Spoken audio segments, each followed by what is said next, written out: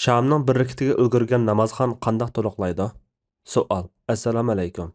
Namozning bir rakatiga ulgurgan namozxon namozini qandoq to'liqlaydi? Sham namozining oxirgi o'ltirishiga ulgurgan kishi-chi? Javob. Va alaykum assalom va rahmatullohi va barakatuh. Barliq hamd sanolar Janobi Allohga bo'lsin. Durud va salomlar payg'ambarimizga, u zotning oila tavobatlariga, ashablariga va u zotga toki qiyomatgacha ergashganlarga bo'lsin. Abu Qatada radhiyallohu anhu so'zlab berganki, biz payg'ambar sallallohu alayhi vasallam bilan namoz o'qiyotdik. U zot bir muncha kishilarning palaqshagan ovozini anglab namozdan keyin "Nima bo'ldinglar? Nima ovoz bu?" dedi. Ular namozga aldirab qopdiq deganda, "Undaq qilmanglar. Namozga kelganinglarda tamkin bo'linglar. Ulguralganinglarni o'qinglar. O'tib ketganini to'liqlanglar" dedi. Bu hadis ikki xil ibora bilan rivoyat qilingan bo'lib, biri o'tib ketganini o'zinglar to'liqlanglar, yana biri o'tib ketganini qazo qilib olinglar. Ya'ni imom salom bergandan keyin turib o'tib ketganini ado qilib olinglar. Abu Hurayra radhiyallohu anhu rivoyat qilgan yana bir hadisda Rasululloh sallallohu alayhi vasallam namozga takbir tushirilib qolsa, hech biringlar palaxshib yugurmasin, salmoqliq va tamkinlik bilan mangsin. Ulguralganingni o'qigan, o'qilib bo'lganini qazo qilgan degan. Bu to'g'rida kelgan yuqoridagi hadislarning iborasiga qarab, olimlar namozning bir yoki bir necha rakatiga ulguralmagan kishi namozni qandoq to'liqlaydiganligi to'g'risida 4 xil qarashga bo'lingan bo'lib, bularning ichida ikkisi mashhur. Birinchi qarash. Ulgurib kelib imom bilan o'qigan rakat u kishining namozining dastlabki rakati bo'ladi. Bu Imom Shafiiy va boshqa ba'zi olimlarning qarashi bo'lib, Hazrat Ali radhiyallohu anhu dan rivoyat qilingan. Bu qarashga asosan kishi 4 rakatlik namozning oxirgi bir rakatiga ulgurgan bo'lsa, imom bilan o'qigan birinchi rakatida Fatiha bilan sura o'qiydi. Bu uning namozining birinchi rakati bo'ladi. Andan imom salom berib bo'lganda o'rnidan turib o'qigan rakati namozning ikkinchi rakati bo'lib, bu rakatda Fatiha bilan sura qatib o'qiydi. Bu ikki rakatni o'qib bo'lib, o'rtadagi tashahhudda o'ltiradi. Andan qopib ikki rakat o'qiydi. Keyingi ikki rakat u kishining namozining 3 va 4 rakatlari bo'lg'achqa Fatihaga sura qatmay o'qiydi. 4 rakatlik namozning 2 rakatiga ulgurgan bo'lsa, imom salom bergandan keyin o'rnidan turib 2 rakatni sura qatmayla o'qiydi. Agar shamning oxirgi bir rakatiga ulgurgan bo'lsa, imom bilan o'qigan birinchi rakatida Fatiha bilan sura o'qiydi. Bu uning namozining birinchi rakati bo'ladi. Ondan imom salom berib bo'lganda o'rnidan turib o'qigan rakati namozning ikkinchi rakati bo'ladi. Bu rakatda Fatiha bilan sura qatib o'qiydi. Bu ikki rakatni o'qib bo'lib, o'rtadagi tashahhudda o'ltirdi. Ondan o'rnidan turib bir rakat o'qiydi. Bu bir rakat u kishining namozining 3-rakati bo'lg'achqa Fatihaga sura qatmay o'qiydi. Ikkinchi qarash. Ulgurib kelib imom bilan o'qigan rakat namozning qanchinchi rakati bo'lsa, kechikkan kishining shuncha rakati bo'ladi. Ondan o'z o'rnidan turib o'tib ketgan rakatlarni ado qiladi.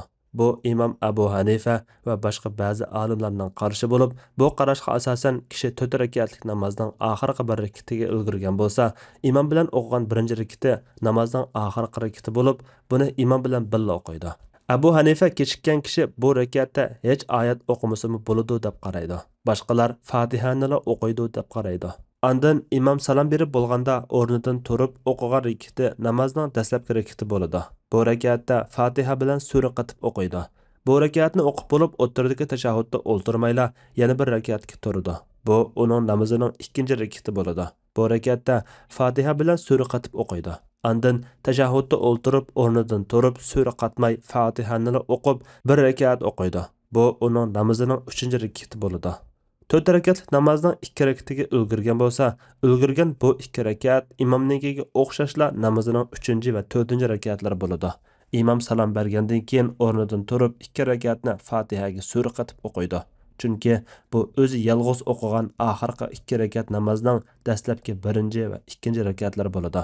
Agar shamning oxirgi bir rakatiga ulgurgan bo'lsa, imom bilan o'qigan bir rakat imomnikiga o'xshash uning namozining 3-rakati bo'ladi. Ondan imom salom berib bo'lganda o'rnidan turib o'qigan rakati namozning 1-rakati bo'ladi. Bu rakatda Fatiha bilan sura qatib o'qiydi. Bu 2 rakatni o'qib bo'lib o'rtadagi tashahhudda o'ltirmaydi. Orqadan yana bir rakat o'qiydi. Bu bir rakat u kishining namozining 2-rakati bo'lg'achqa Fatihaga sura qatib o'qiydi. 4 rakat namozning 3-chi rakatiga ulgurgan ahvoldami, keyin o'rnidan turib o'zi yolg'iz o'qiydigan 1 rakat namozning 1-chi rakati bo'ladi. Shamning 2 rakatiga ulgurgan ahvoldami, keyin o'rnidan turib o'zi yolg'iz o'qiydigan 1-chi rakat namozning 1-chi rakati bo'ladi. 2 rakatlik namozning 1 rakatiga ulgurgan ahvoldami, keyin o'rnidan turib o'zi yolg'iz o'qiydigan 1 rakat namozning 1-chi rakati bo'ladi. Bu ixtilofning manbasi asosan yuqorqi hadislardagi iboraning o'xshashmasligiga berib taqaladi. Bir iborasi tamomlanglar deb kelgan bo'lsa, yana bir iborasi qazosini qilinglar deb kelgan. Har ikki rivoyat sahihdir. Birinchi qarashdagilar tamomlanglar degan iboraga esiladi. Ikkinchi qarashdagilar qazosini qilinglar deganga tayinadi. Mening qarashimcha, ikkinchi qarash kuchlik. Nima uchun deganda, qazosini qilinglar degan rivoyatmi tamomlanglar degan rivoyatga o'xshash sahih. Abu Hurayra radhiyallohu anhu rivoyat qilgan Muslimdagi 602-hadismi sahih. Bu jihatdan ikki dalil o'xshash. Lekin hadisdagi boshqa bir iboraga qarayli.